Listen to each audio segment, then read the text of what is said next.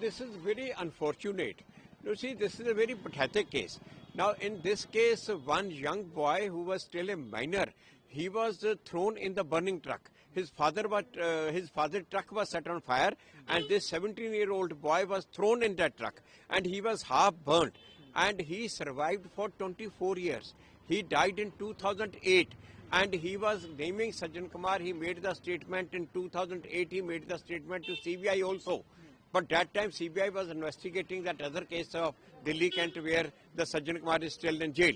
He's undergoing life imprisonment. So the CBI did not consider his evidence. They say Delhi police will consider it. But Delhi police closed the case. They did not file any charge sheet in his case. Then another, unfortunately, that boy died in 2008.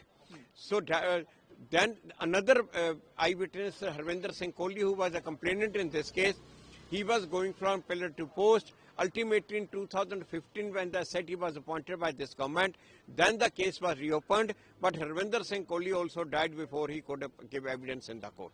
So the policy and the planning of this Congress government to delay these matters so that the witnesses do not survive, to a great extent they succeeded in this. Now, 5 other witnesses, their family members appeared in the court, though that was a sufficient evidence to convict Sajjan Kumar, but unfortunately, court did not find it sufficient and has acquitted him. We will file appeal against it. So, have you gone through the judgment that is passed today by the court? So, what was the view about the investigation conducted by SIT? As far as the court says, there is a delay. It is purely on the account of the delay that the statements were not made earlier, but unfortunately, since Harvinder Singh Kohli and Gurcharan Singh were not there, who have been naming Sajjan Kumar since very beginning, so that is the benefit goes to the Sajjan Kumar.